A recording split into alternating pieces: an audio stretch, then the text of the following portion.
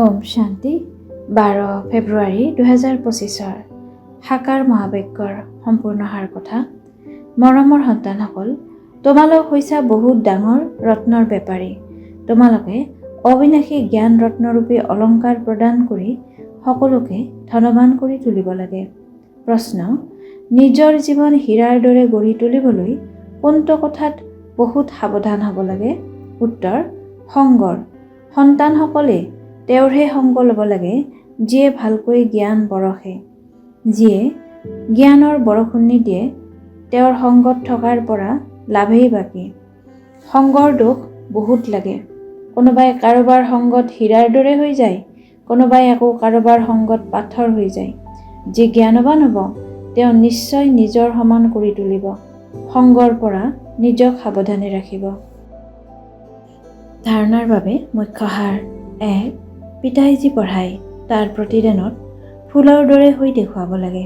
পৰিশ্ৰম কৰিব লাগে। কেতিয়াও ঈশ্বৰীয় ফুলৰ নাম বদনাম কৰিব নালাগে। যি জ্ঞানৱান আৰু যোগী তেওঁৰহে সংগ ল'ব লাগে। 2. মই ভাৱ ত্যাগ কৰি নিৰহংকাৰী হৈ আত্মিক সেৱা কৰিব লাগে। ইয়াক নিজৰ দায়িত্ব বুলি বুজিব লাগে। অহংকাৰত আহিব নালাগে। বৰদান: ব্যৰ্থকো শুভ ভাৱ আৰু শ্ৰেষ্ঠ ভাৱনাৰে পৰিৱৰ্তন কৰোঁতা প্ৰকৃতাৰ্থত জীৱন্তে মৃত হোৱা। বাপ দাদাৰ শ্ৰীমত হৈছে, সন্তানসকল, ব্যৰ্থ কথা নুশুনাবা আৰু নাভাবিবা।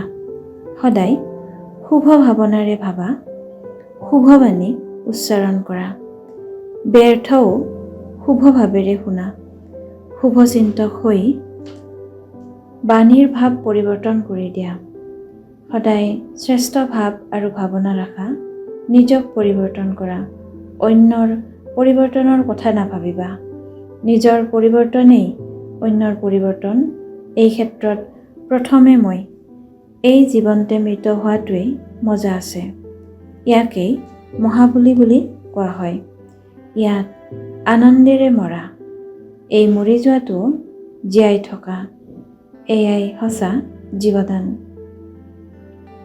শ্লোগান: সংকল্পৰ একাগ্ৰতাই শ্ৰেষ্ঠ পৰিৱৰ্তনত তীব্ৰগতি আনি দিয়ে। একান্ত প্ৰিয় হ'বলৈ, একতা আৰু একাগ্ৰতা ধাৰণ কৰিবলৈ আজিৰ অব্যক্ত সংকেত। সংগঠনৰ শক্তিয়ে যি বিচাৰে তাকে কৰিব পাৰে। সংগঠনৰ স্মাৰক চিহ্ন হৈছে 5 পাণ্ডৱ। একতাৰ শক্তি হয় বুলি সন্মতি জনোৱা, বিচাৰ ব্যক্ত কৰা, পুনৰ একতাৰ বান্ধনত বান্ধ খাই গলা।